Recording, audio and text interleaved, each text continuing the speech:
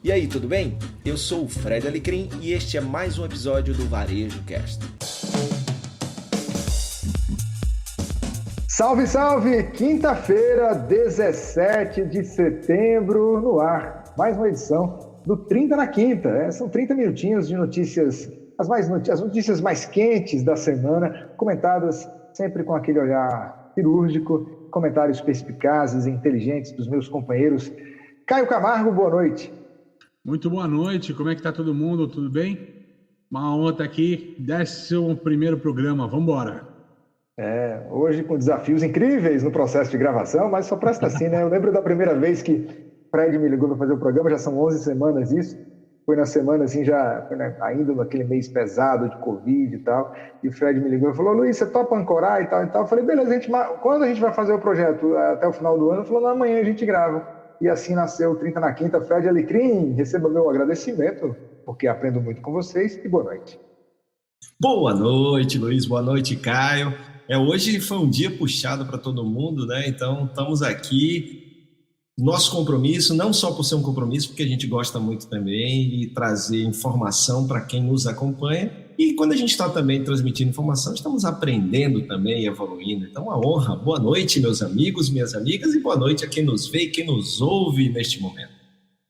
Olha, a gente grava esse programa sempre um dia antes, na quarta-feira. O programa vai ao ar de maneira inédita às 21 horas da quinta-feira. São 30 minutos, tá? E você que está vendo a gente agora, aproveita para se inscrever aqui no canal, tá bom? Então se inscreve. Vem aqui embaixo, aqui, ó, no meu dedo aqui, ó. Bora. Escreve aqui. Você pode estar ouvindo a gente no nosso podcast. A gente está aí nos mais variados podcasts. A gente tem sido muito ouvido nos podcasts. A gente agradece se você está ouvindo a gente no podcast. E se você gostou do programa, se você curte o programa, a gente já tem recebido muitos feedbacks, né, que vocês podiam dar também aqui ao longo do programa. Você compartilha esse link, né, e se inscreve no nosso canal, tá bom? Olha, programa dessa quinta-feira, 11ª edição, 11º episódio do 30 na Quinta, tem como destaque, vamos lá então, olha, a vez das lojas invisíveis. O futuro é streaming e assinatura, acelerando o crescimento. O varejo é imagem e voz, e dos shoppings para as ruas. Essas que são as nossas manchetes do programa de hoje, além do nosso destaque no final do programa. Então vamos começar falando sobre a vez das lojas invisíveis, essa notícia que sai aqui na Fast Company, e eu já passo a bola direto para Fred. Fred, que lojas invisíveis são essas? Remetem àquele processo de dark kitchens que a gente já falou aqui também, já falou também lá no meu programa de rádio que você fez comigo. Fala para a gente o que são as lojas invisíveis. Exato, Luiz. É um conceito muito parecido, né? No caso a gente já falou de cozinhas invisíveis, as dark kitchens, e agora chegou a vez também de falar um pouquinho de dark stores. A notícia fala um pouquinho do Whole Foods, né? Que, para quem não sabe, pertence à Amazon. E o movimento do Whole Foods é exatamente por causa de todos esses novos hábitos que estão sendo adquiridos durante a pandemia, né, de compras online e de possível legado de você ter menos fluxo até a loja, o que o Whole Foods está fazendo é apostando em dark stores, ou seja, lojas invisíveis. São lojas, no caso, essa primeira no Brooklyn, nos Estados Unidos. Você tem uma loja que não tem acesso para o cliente não entra, né? Então, essas lojas são montadas para atender as compras feitas online. Desta forma, você consegue fazer uma logística de entrega, e a gente já falou aqui muitas vezes da importância da logística nesse mundo de pandemia, no mundo pós-pandemia também vai permanecer. Então essa é a ideia, criar lojas que sejam base de apoio para a distribuição das compras feitas online. Nosso amigo Caio Camargo. Mas o conceito, a gente já trouxe esse conceito, né? Já falou um pouco disso em outras edições, acho que não tem muita novidade para falar dessa história. Só queria resgatar uma história, deve fazer já uns 10 anos essa conversa, ou mais ou menos por aí, mas já se falava nessa questão de dark stores, cara. Eu lembro que uma unidade aqui em São Paulo, do Carrefour Bairro, né? Ela foi fechada, tá, para se tornar uma dark store, ou seja, para ela fazer um hub para essas compras online, locais, saírem para abastecimento e abastecer a região. Então, não é um conceito novo, e obviamente por conta de pandemia, essa toada aí em rumo ao digital, de você vender mais no digital, forçando a barra e forçando as empresas, de fato, a encontrar novos modelos, e essas dark stores passam a ser um modelo interessante para negócio. Me corrijam se eu estiver errado, eu acho que teve um dos episódios aqui que a gente falou sobre uma dark store do Magazine Luiza, que aproveitava alguns centros, alguns prédios antigos em setores até centrais das cidades, enfim. Era mais ou menos essa pegada que a gente está falando hoje? Sim, e também isso pode ser uma estratégia, Luiz, também olhando, né, muita loja baixou faturamento, muita gente está revendo ter ou não ter algumas lojas, né? Talvez você manter a loja como um hub pode ser uma estratégia interessante de se manter ou segurar esse ponto de venda até que ele possa, de fato, se tornar novamente um ponto de venda, né, de negócio, não só um hub. E a gente também falou, né, Luiz? A gente falou também da Best Buy, utilizando essa estratégia, só que a loja aberta, mas servindo como um ponto também de distribuição das compras online, como também para o comprar e pegar na própria loja, né? O Click and Collect, Buy Online, Pick Up in Store, seja lá o nome, o Takeaway, esses nomes maravilhosos. Na verdade, eu lembro aqui que a gente falou até da pegada de revitalizar alguns prédios antigos em centros também, e contribuindo com essa pegada, já que o cliente não entra na loja, como vocês falaram. Mas vamos para o próximo assunto, então, porque esse assunto é bem quente, né? De antes de ontem, na verdade, né? Foi da última terça-feira. A Apple imita, entre aspas, a Amazon, faz pacote de streaming e irrita muito o Spotify, né? Numa só jogada eles conseguiram fazer tudo ao mesmo tempo, né? Essa notícia que está lá na CNN Business, CNN Brasil Business, que diz o seguinte: olha, apesar dos holofotes estarem para o lançamento do novo Apple Watch, a Apple lançou um produto que pode mudar o mercado de streaming no mundo. É claro que diversas empresas estão lançando produtos similares, como a Disney e o Disney Plus, mas o que chama a atenção da empresa fundada por Steve Jobs é a reunião de diversos produtos em um só pacote e com um preço bem acessível. Por menos de $30 por mês, uma pessoa pode ter acesso ao TV Plus, que é o streaming de séries e filmes, o Apple Music, que é o streaming de músicas, e o Apple Arcade, que é o pacote para jogos de celulares, mais espaço de armazenamento na nuvem do iCloud, além de assinaturas de jornais e revistas. A empresa, a maçã, mais voraz do que nunca, Caio Camargo? Olha, é uma tendência, né, de consolidação de serviços até para buscar um mercado mais agressivo. A questão da matéria, ela está falando exatamente o enfrentamento da questão de música contra o Spotify, né? Então, comendo um pedaço de mercado. Mas isso tende também a você trazer uma nova complexidade, né, para marcas aí como Spotify, para Netflix, né? E isso, mais do que a notícia, eu queria para um outro ponto, Luiz, nessa história, né? Esse ponto de que ninguém está salvo, nem quem está na ponta da inovação, achando que está na zona de conforto, está salvo. Uma hora para outra pode ter uma mexida ali em mercado, certo? Como essa aconteceu da Apple, e um cara que estava lá confortável com o Spotify, embora o resultado do Spotify não é muito interessante, tá? Mas um cara como o Spotify ou Netflix, né? Ele, de fato, ele acaba sendo chacoalhado por uma ação como essa. Ô Fred, a gente tem falado de streaming, é um assunto que a gente sempre bate papo aqui nos bastidores, o Caio, desde lá da segunda edição, falando sobre o Disney Plus, né, sobre a velocidade que o Disney Plus ganhou no mundo inteiro, chegando com tudo. Agora tem notícia que... Relembrando a notícia, Luiz, acho que eles conseguiram o resultado que eles estavam esperando para o ano inteiro em um mês, cara. Pois é, e tem aquela pegada também do Netflix, que representa hoje o segundo maior faturamento, só atrás da Globo, porque se juntar o faturamento de SBT, Band e Record, eles estão faturando mais no Brasil do que essas televisões juntas, né? Eu tenho um filho de 11 anos, vocês têm filhos, o Fred não, que já tem filhas adultas, mas o Caio tem filho. O meu filho não consome mais televisão, ele consome YouTube, consome streaming e videogame, e é uma geração forjada. Na verdade, eu já não consumo mais TV aberta há um bom tempo, cara. Assim, mesmo a TV tradicional a cabo, eu tenho, até por uma questão de dinâmica de tempo, o tempo que eu tenho para assistir o que eu quero assistir, né, tal, e a disponibilidade de assistir de fato aquilo que você quer assistir na hora que você quer assistir, tem me tirado um pouquinho dessa programação mais convencional. Mas o duro que está acontecendo, né, Luiz, é a conta, né?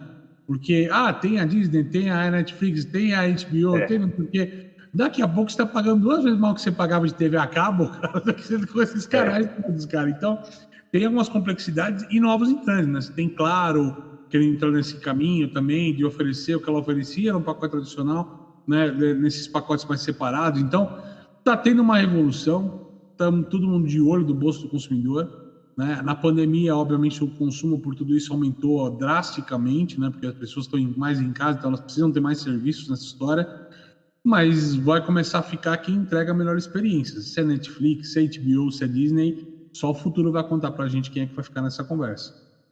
Ô Fred, vem para a conversa aqui. A Apple meio que faz um hub aí total, um guarda-chuva imenso, oferecendo facilidades. Você é um consumidor do Apple Plus aqui, Duda?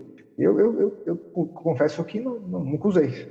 Bom, tem um ponto aí bem importante. Antes de dizer se eu sou cliente ou não do Apple, a questão tem um ponto muito importante. Antes, a Netflix ela navegava de braçada, né, nesse mercado.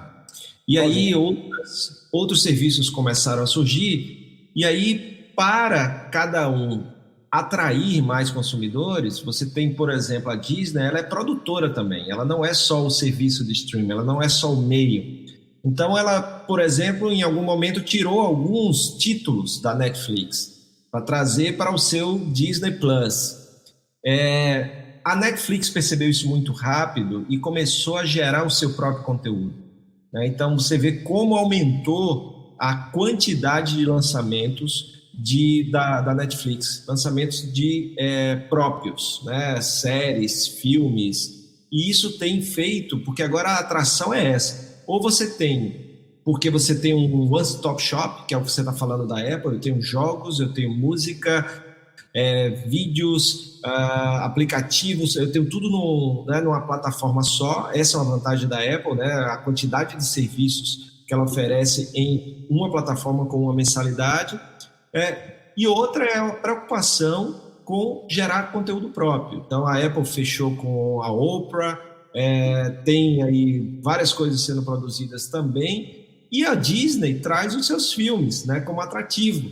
E nós vamos ter aí um lançamento da Mulan, né? O lançamento agora que ia acontecer em cinema, vai acontecer no Disney Plus, a gente já falou aqui, e também num formato inovador.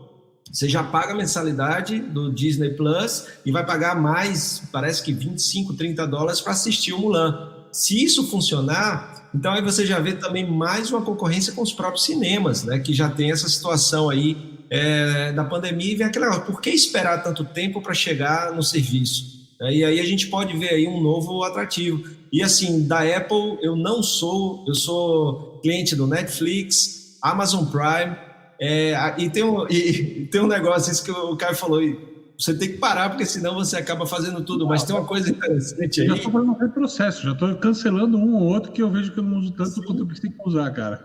Para mim, tem uma coisa que a Netflix é campeã, que a Apple nos seus hardwares e softwares, que é a experiência, né, a interface muito boa. A Netflix é campeã. A Amazon Prime, o que a gente mais vê as brincadeiras da turma aí, dizendo que um pouco da parte da grana do Steve Jobs poderia ir para ele melhorar um pouquinho a interface do Amazon Prime, e eu concordo. Tem bons títulos, boas séries, mas tem que melhorar a interface com quem usa o sistema. Uma consideração minúscula, rápida, tá? Não podemos esquecer também o prêmio nacional, cara. Globoplay voou baixo em crescimento nessa pandemia. Eles conseguiram melhorar, trazer conteúdo, trouxeram conteúdo de outros estúdios que às vezes não era alguma coisa que já passou na Globo, por exemplo, né, tal. Então, assim, eles começaram a quebrar, a desmistificar um pouco e estão ganhando escala rápida no país, e é um player importante para ser considerado também nessa história toda. Também na conta final do mês também. Eu tenho também. Aqui em casa é Globoplay, Amazon Prime e Netflix. É isso aí. Só uma pergunta, o Amazon Prime já está produzindo também, assim como Netflix e Disney Plus? Tudo próprio, tem bastante conteúdo. Na verdade, senão a gente vai estourar o tempo, a gente vai falando só disso. Esse assunto é fascinante, né? Fascinante. E um termo muito rápido. O Spotify, por exemplo, não está conseguindo crescer ou apresentar resultados muito bons frente a uma Netflix ou essas televisões. O que está acontecendo, tá? Exatamente essa questão do conteúdo próprio. Uma questão como a Netflix, a Amazon, consegue produzir seu conteúdo, consegue ter royalties sobre isso, consegue manter o licenciamento ad eterno, exibir aquilo, né? E pode trocar temporada, né? Eu posso ter um filme da Marvel e depois eu voltar para ele e tal. O Spotify tem um problema mais complexo. Eu não posso comprar só o licenciamento para passar no Spotify aqui para deixar disponível para as pessoas escutar só alguns álbuns dos Beatles, né? Eu tenho que ter toda a discografia, né?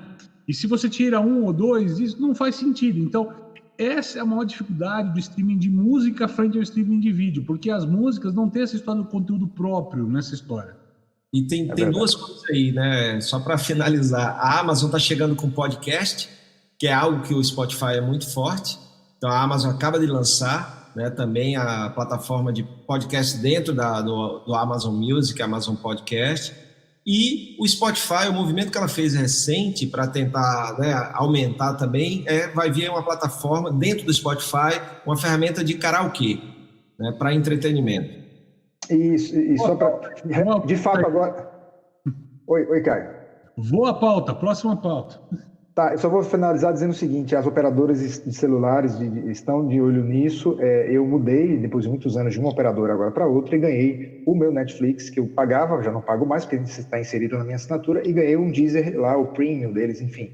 Elas também estão de olho nesse tipo de promoção. O assunto agora é o seguinte, são aplicativos que vão às compras. Olha, o iFood vai às compras. O aplicativo adquire o site Mercado para expandir serviço de mercearia, notícia que também está na CNN Brasil, lá em Business. O iFood anunciou ontem, né, na quarta-feira, a compra do site Mercado, que faz intermediação de vendas online de mercados e mercearias, ampliando a aposta no setor que disparou nos últimos meses com as medidas de isolamento para conter a pandemia da Covid-19. Criado há cerca de 5 anos e com sede em São José do Rio Preto, interior paulista, o site Mercado funciona como um white label digital, por meio do qual pequenos negócios podem ter seus próprios canais de comércio eletrônico. Atualmente, o portal tem vendedores em 476 cidades e 24 estados do país. Eu começo com você, Fred Alecrim. Primeiro fala o que é o white label digital. Bom, você tem nesse mundo, por exemplo, de negócios, você tem o private label, quando você coloca sua marca naquele produto. Por exemplo, o supermercado Trader Joe's, ele tem mais de 90% do seu mix de produtos private label. Eles negociam com marcas que produzem os produtos e colocam a sua marca naquele produto. Então, esse é o private label. Então, o white label, do jeito que eles estão oferecendo, é que as marcas podem chegar lá e ter a sua utilização, ou seja, você não vai estar com a marca do marketplace por ali, né? Então, ele fica aberto para que você possa utilizar. E, mais uma vez, a gente já falou de marketplace aqui, e não deixa de ser também um tipo de marketplace onde só que meio como um meio do caminho aí, né? Como é que falava antigamente o cara que é o entreposto, né? Um entreposto entre o... Um atravessador, não? Atravessador também, né? Então, por aí. E vai naquele movimento que a gente já falou várias vezes da Magalu aqui, que é o quick win, né? A aceleração do crescimento, não você desenvolvendo a própria solução, mas você já comprando alguém que já tem o conhecimento, já tem o mercado, já tem o fornecedor e já tem os clientes. Então você acelera aí. Caio Camargo, as compras não param, os aplicativos vão crescendo, e a gente percebe que é sempre buscando esse crescimento regional também, né? Embora a gente tenha falado aqui de mais de 400 cidades e 24 estados.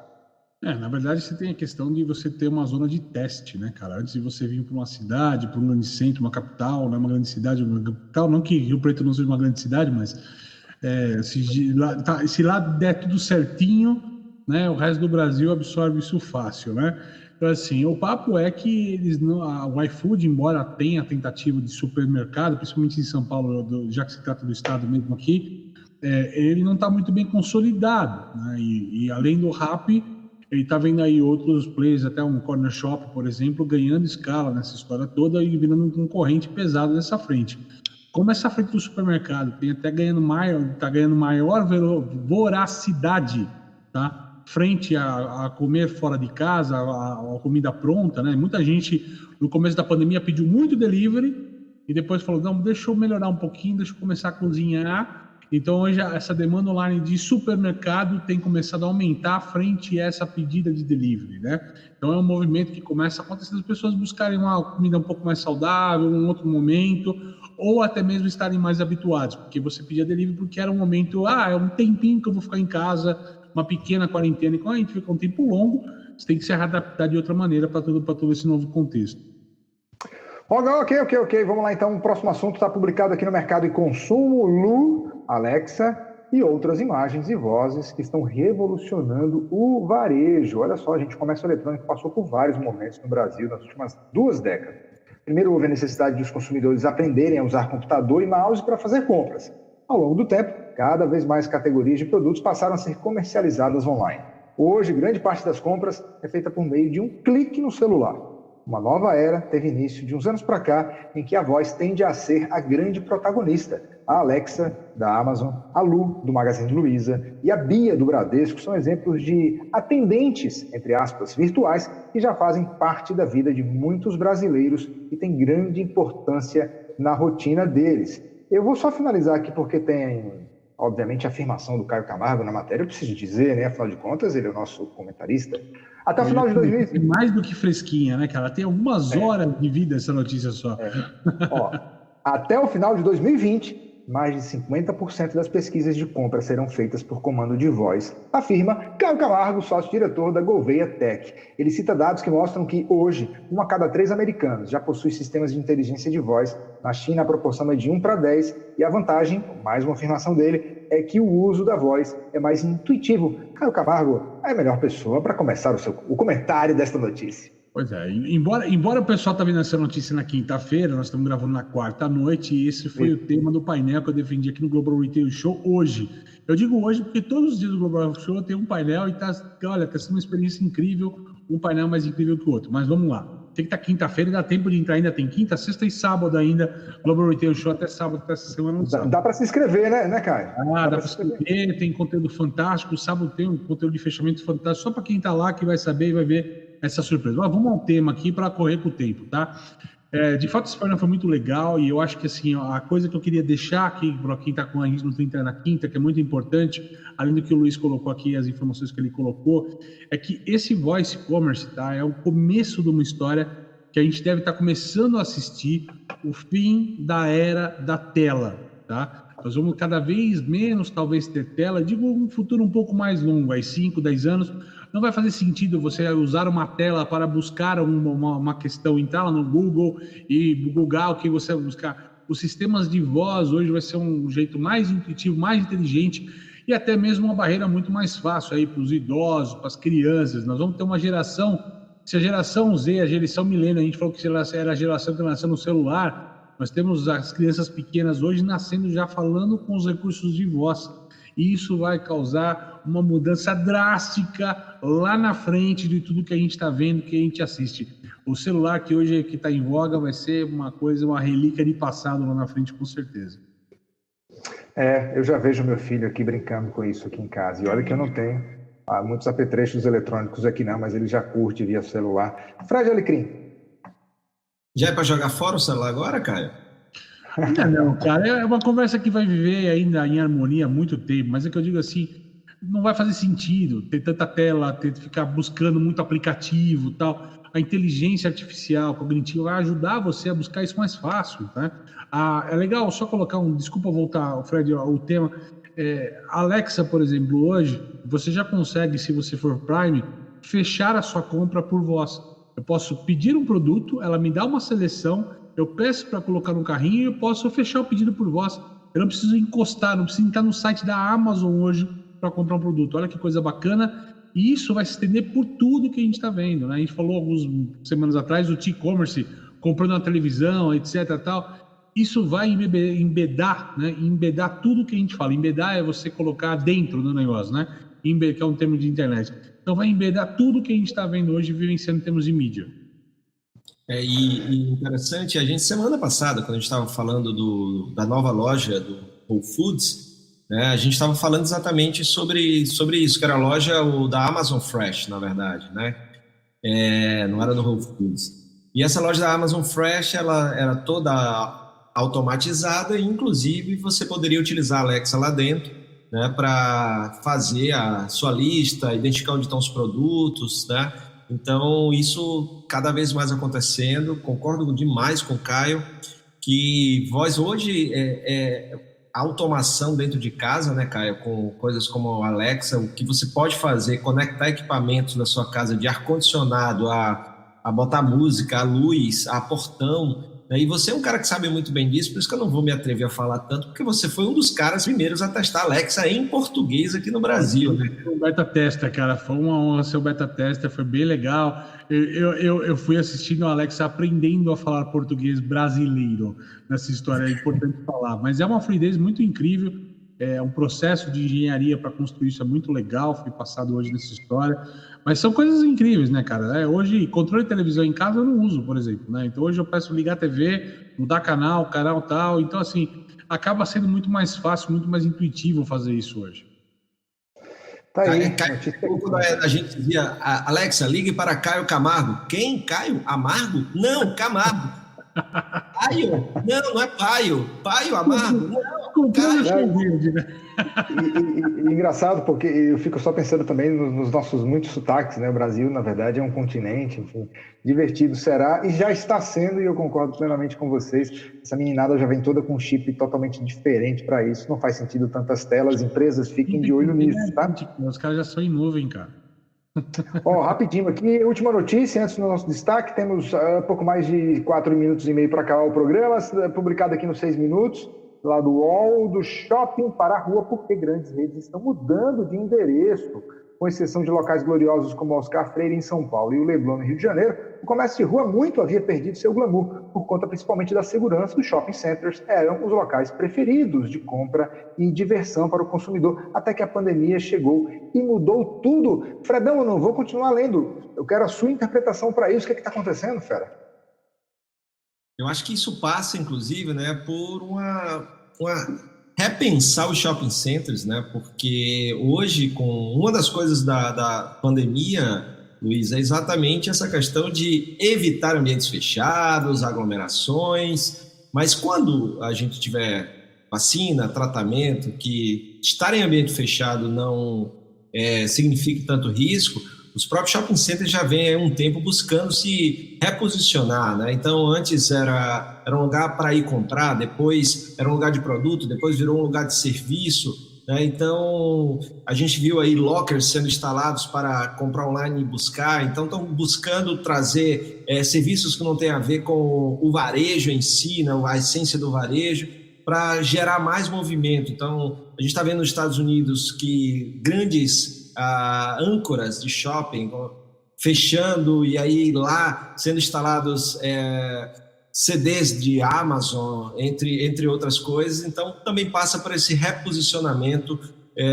Claro que os empresários estão buscando também custo mais baixo, possibilidades de trabalhar estrutura, trabalhar esses casos que a gente está falando aqui, de montar sua loja já pensando nessa loja que vai além do produto, mas vem muito por esse reposicionamento.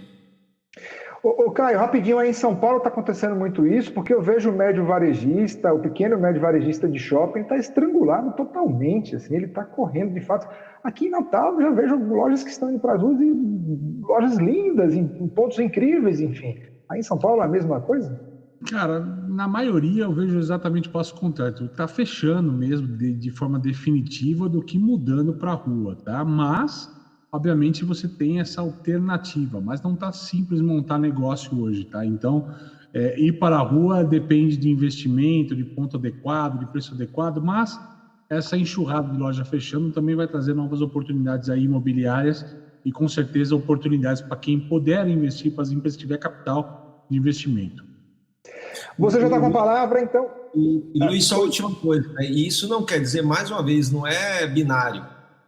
Vai ter estabelecimento comercial conhecido como shopping que vai saber se reinventar e vai continuar aí prosperando, né? Então, esses casos dos Estados Unidos, por exemplo, os caras estão mudando o perfil de loja, o que tem lá, o que eles oferecem para poder continuar atrativo. Então, às vezes tinha uma loja, agora tem um Starbucks, tem uma loja da Apple, né? Então aí varia do seu mix. Então a curadoria de quem vai montar o conceito de shopping, o que tipo de loja vai ter lá, vai ser fundamental para continuar sendo atrativo para que as pessoas... Eu entreguei dando 1 minuto para você terminar. Ele que entrou e atravessou, tá? Vamos lá. Ô, Caio, rapidinho, os números da Semana do Brasil. Você que falou sobre esse assunto na semana retrasada, na passada também. Material de construção, supermercado e eletrodomésticos puxam vendas da Semana do Brasil. Destaque, o destaque nas suas palavras do que foi a Semana do Brasil. Tá bom, os números estão ali, então pode buscar. A grande questão que a gente quer deixar para vocês é o seguinte, tá? Ela conseguiu recuperar um pouco da venda, ela conseguiu aumentar, melhorar essa venda, tá? Nos departamentos que entrou, tal, tudo, mas em alguns negócios ela não conseguiu recuperar e sair da zona vermelha, tá? Mas ela não, o que era menos 20 ficou menos 18, menos 15, né?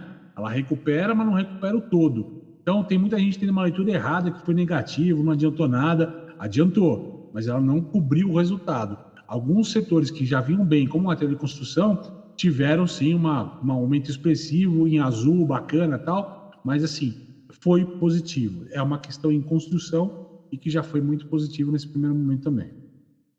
Tá, então, Semana do Brasil como destaque, assim, a gente analisando o que aconteceu, né? Caio Camargo, Fred Alecrim, ficamos por aqui com este 11º episódio do 30 na Quinta. Mais uma vez eu te convido a se inscrever no nosso canal, a compartilhar o nosso programa toda quinta-feira, 30 minutinhos com notícias mais quentes do mundo dos negócios, em especial do varejo, comentadas por Fred Alecrim e Caio Camargo. Muito obrigado por sua audiência. Até a próxima quinta-feira com mais um 30 na Quinta. Caio, um abraço. Fredão, tchau. Valeu. Muito obrigado pela sua companhia em mais um episódio do Varejo Cast e até a próxima.